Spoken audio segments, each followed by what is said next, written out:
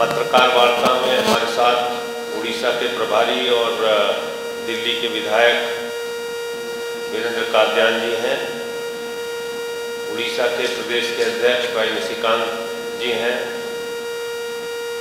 आज एक बहुत बड़ा कार्यक्रम प्रदेश की राजधानी भुवनेश्वर में हुआ,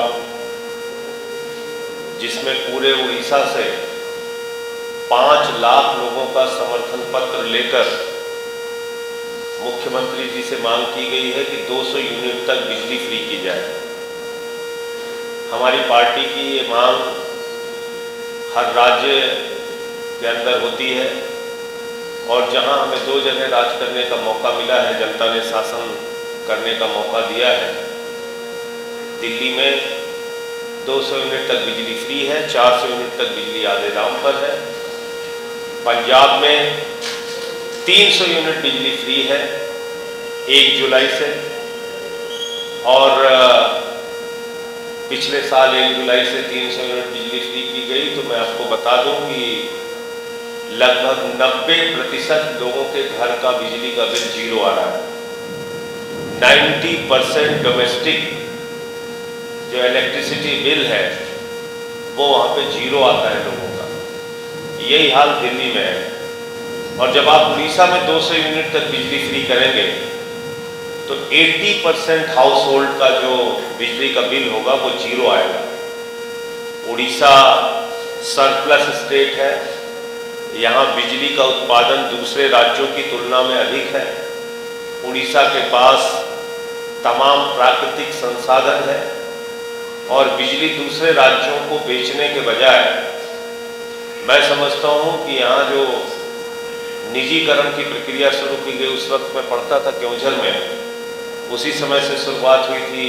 उड़ीसा पहला राज्य था जहाँ बिजली के क्षेत्र में निजीकरण की शुरुआत हुई थी और जिसके कारण से बिजली महंगी हुई यहाँ, जबकि बिजली यहाँ ज़रूरत से ज़्यादा पैदा होती है, यानी जितना राज्य की ज़रूरत है उससे ज़्यादा बिजली हम उड़ीसा के अंदर उत्पादन करते हैं। तो ऐसी स्थिति में जहां नवीन पटनायक जी की और योजनाएं चल रही हैं, हमारी मांग है कि 200 यूनिट तक बिजली फ्री की जाए। इससे 80% हाउस होल्ड को 80% डोमेस्टिक बिजली बिल जीरो आएगा।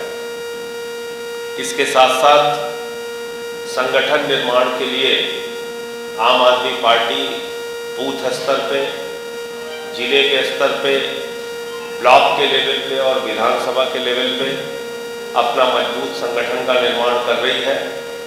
और आज जो कार्यक्रम हुआ जिसमें लगभग 5 लाख लोगों का समर्थन पत्र मुख्यमंत्री के नाम भेजा गया है, ये सूचना और आज के कार्यक्रम में जितनी भारी संख्या में लोग उपस्थित थे, मैं पार्टी के राष्ट्रीय नेतृत्व अरविंद केजरीवाल जी को और जो हमारा शीर्ष नेतृत्व है उसको सौंपूंगा। चुनाव के बारे में, जो विधानसभा और लोकसभा का चुनाव है, उसके बारे में अंतिम फैसला पार्टी का शीर्ष नेतृत्व लेगा। संगठन निर्माण का काम जारी है।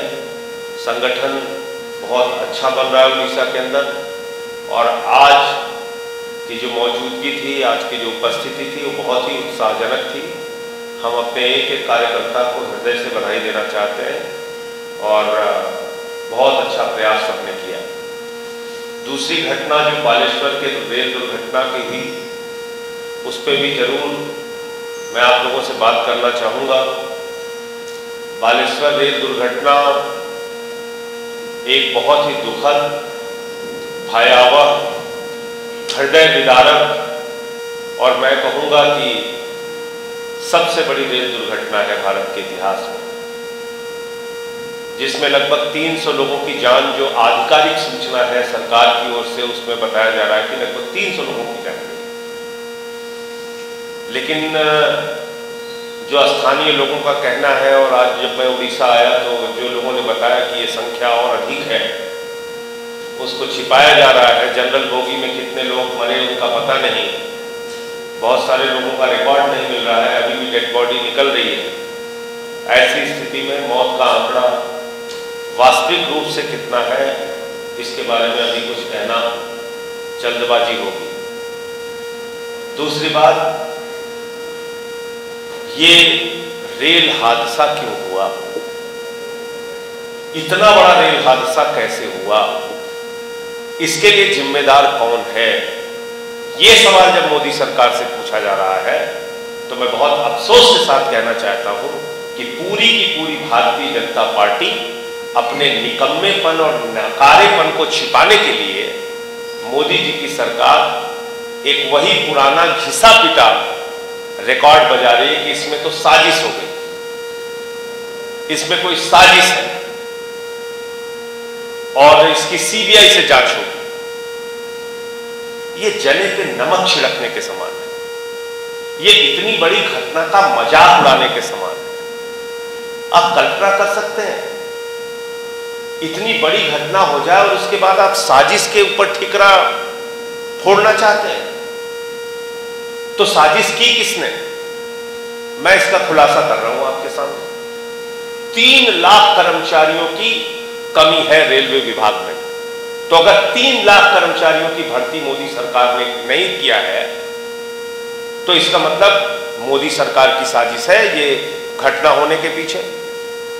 79% रेलवे सेफ्टी का बजट कम किया गया है, तो इसका मतलब मोदी सरकार की साजिश है इस रेल दुर्घटना के पीछे, क्योंकि उन्होंने रेलवे सेफ्टी का बजट कम किया। और सबसे बड़ी बात जो मीडिया के लोगों को जरूर लिखना और छापना चाहिए, दिखाना चाहिए, 8 फरवरी को एक दुर्घटना उसी ट्रैक के ऊपर टली। किसकी सूझबूझ से? जो ड्राइवर था उसकी सूझबूझ से टल गई, नहीं हो पाई, लेकिन उसकी जांच हुई।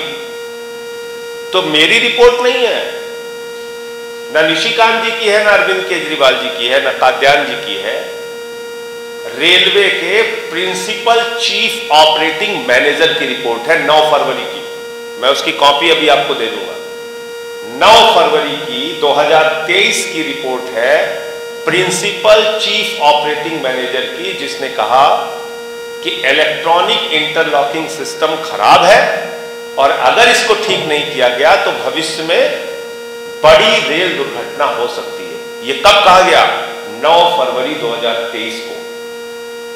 मोदी जी की सरकार धृतराष्ट्र की तरह आंख पर पट्टी बांध के और कान में रुई डाल के बैठी रही और 3 महीने के बाद यह बड़ा रेल हादसा हो गया। तो साजिश किसने किया?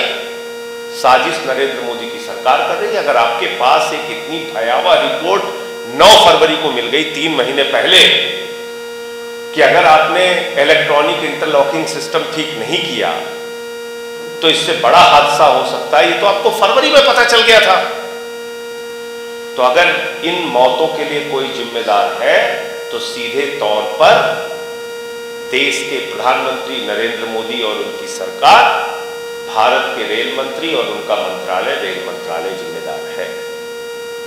इसलिए मैं कहना चाहता हूं कि इस घटना का मजाक मत उड़ाइए। सीबीआई से जांच देने का मतलब 17 साल बालेश्वर घटना का न्याय नहीं मिलेगा। मैं इस बात को जिम्मेदारी से कह रहा हूं। और क्यों कह रहा हूं? 2017 में आंध्र प्रदेश के अंदर एक रेलवे की दुर्घटना हुई। तभी इन भाजपाइयों ने क्या कहा, मोदी सरकार ने क्या कहा, इसके पीछे माओवादियों का हाथ है। मित्रों, माओवादियों ने यह घटना की है, हम एनआईए से इसकी जांच कराएंगे। आपको मालूम है 2017 से एनआईए जांच कर रही है, 2023 आ गया, चार्जशीट दाखिल नहीं हुई। आज तक चार्जशीट दाखिल नहीं हुई। कानपुर में रेलवे की दुर्घटना हुई। उस दुर्घटना में मोदी जी ने कहा, मित्रों, आतंकवादियों का हाथ है, बहुत बड़ी घटना, आतंकवादियों की साजिश है। आपको जानकर आश्चर्य होगा, 7 साल हो गए एनआईए उसकी जांच कर रही है, आज तक उसकी चार्जशीट दाखिल नहीं हुई। बालेश्वर घटना की जांच आप सीबीआई से करा रहे हैं, तो मैं पूरी जिम्मेदारी से कह रहा हूं 17 साल तक इसमें कुछ नहीं होने वाला। ये जांच रिपोर्ट ठंडे बस्ते में डाल दी जाएगी। ये मोदी सरकार के पापों को छुपाने के लिए सीबीआई की जांच, मोदी सरकार के गुनाहों को छिपाने के लिए सीबीआई की जांच कराई जा रही है। ये लोगों को न्याय देने के लिए नहीं कराई जा रही, क्योंकि 2 घटना मैंने बताई पूर्व में हो चुकी है। आंध्र प्रदेश और कानपुर उत्तर प्रदेश में, जिसकी जांच एनआईए ने की और 7 साल हो गए, आज तक उस पर कोई चार्जशीट दाखिल नहीं हुई। तो आप मजाक कर रहे हैं, आप इस देश के लोगों को बेवकूफ समझते हैं। आज एक ऐसी सरकार देश के अंदर चल रही है जिसने झूठ बोलने का ठेका ले रखा है। आप कमजोर पटरियों के ऊपर अगर हर दिन वंदे भारत वंदे, आप स्टेशन मास्टर हो गए, हरी झंडी लेके हर जगह खड़े हो जाते हैं मोदी। हर जगह स्टेशन मास्टर की तरह है। पहले जो काम इलाके का सांसद करता था, रेल मंत्री करता था, या कोई छोटा MOS लेवल का मंत्री कर देता था, गाड़ी को झंडी दिखाने का काम, मोदी जी हर जगह पहुंच जाते हैं। ये वंदे भारत ट्रेन, हरी झंडी, यहाँ हरी झंडी, आप स्टेशन मास्टर हो गए। आप 150, 100, 200 स्पीड की ट्रेन चला रहे हैं उन पटरियों पे जिस पर 80 किलोमीटर की स्पीड की ट्रेन नहीं चल सकती, जिस पे 100 किलोमीटर स्पीड की ट्रेन नहीं चल सकती, उस पे आप हाई स्पीड ट्रेन चला रहे हैं। आपने बहुत वाहवाही लूटी, भाई कवच आ गया, कवच आ गया, कवच आ गया, एंटी कोलिजन सिस्टम डेवलप हो गया। अरे भाई, एंटी कोलिजन सिस्टम सिर्फ 2% पटरियों पे, 2% ट्रैक के ऊपर डेवलप किया है सरकार ने। 2%, 98% रेलवे ट्रैक अनसेफ है। इस देश के रेलवे ट्रैक की हालत बदतर है। 3 लाख कर्मचारियों की कमी है। 79% रेलवे सेफ्टी का बजट कम है। ये सरकार कर रही है तो सिर्फ एक काम कर रही है, भारत माता की जय लगाकर भारत माता की संपत्तियों को बेचने का काम कर रही है। ये लोग कहते हैं भारत माता की जय, हम भारत की रेलवे बेचेंगे, भारत माता की जय, हम भारत की LIC बेचेंगे, भारत माता की जय, हम BPCL बेचेंगे, भारत माता की जय, हम FCI बेचेंगे, हम स्टेडियम बेचेंगे, सड़क बेचेंगे, बिजली बेचेंगे, पानी बेचेंगे, पूरा हिंदुस्तान बेच रहे हैं। और इसी के कारण ये दुर्घटना हुई है। निजीकरण की अंधी दौड़, पूंजीपतियों को फायदा पहुंचाने का दिन रात का एक सनक मोदी सरकार का, और जो अपनी जिम्मेदारी है उस पर ध्यान न देना, एंटी कोलिजन सिस्टम का डेवलप ना होना, एंटी डिरेलमेंट सिस्टम का डेवलप ना होना, ये सब कारण है इस दुर्घटना का। और इसमें साजिश का एंगल बताकर इसको डाइवर्ट करने की जो कोशिश की जा रही है, ये उन 300 मौतों के ऊपर, उनके घाव के ऊपर नमक छिड़कने की कार्रवाई है। और मैं फिर दोहरा रहा हूं कि इसको ठंडे बस्ते में डालने की कार्रवाई है। इसके अलावा दिल्ली का ऑर्डिनेंस देश के सामने है, किस तरह से तानाशाही से मोदी जी की सरकार काम कर रही है। 8 साल के बाद दिल्ली के लोगों को न्याय मिला, सुप्रीम कोर्ट से न्याय मिला। सुप्रीम कोर्ट के 5 जजों की खंडपीठ ने, कॉन्स्टिट्यूशन बेंच ने फैसला दिया कि साहब, दिल्ली में ट्रांसफर पोस्टिंग का अधिकार चुनी हुई सरकार को होना चाहिए। और 8 दिन में 5 जजों के फैसले को एक ऑर्डिनेंस के जरिए पलट दिया गया। दिल्ली के पक्ष में 2 बार आदेश आ चुके और सुप्रीम कोर्ट का आदेश आ चुका। 2 बार संविधान पीठ का आदेश आ चुका। बावजूद इसके आप सुप्रीम कोर्ट को नहीं मानते, जजों को नहीं मानते, संविधान को नहीं मानते, कानून को नहीं मानते, बाबा साहब डॉक्टर भीमराव अंबेडकर के सपनों को नहीं मानते। आपने अचानक एक ऑर्डिनेंस के जरिए सब कुछ पलट दिया। तो दिल्ली की जनता को न्याय दिलाने के लिए तमाम राज्यों के मुख्यमंत्रियों से और पार्टियों के प्रमुखों से पिछले दिनों अरविंद केजरीवाल जी ने और हम लोगों ने मुलाकात की है। पंजाब के मुख्यमंत्री भगवंत मान जी ने मुलाकात की है और हमने सबका समर्थन मांगा है कि जब ये ऑर्डिनेंस राज्यसभा में आए बिल के स्वरूप में, तो इसका विरोध सब लोग मिलजुल कर करें। और हम लोगों ने पूरी संख्या का भी आकलन किया है। अगर सारा विपक्ष एकजुट हो जाए तो ये बिल राज्यसभा में निश्चित रूप से गिराया जा सकता है। अंत में एक ही बात कहना चाहूँगा कि मोदी जी की सरकार हर मोर्चे पर फेल साबित हुई है। और भारतीय जनता पार्टी भारतीय झूठा पार्टी बन चुकी है। दिन रात इनका काम झूठ बोलने का है।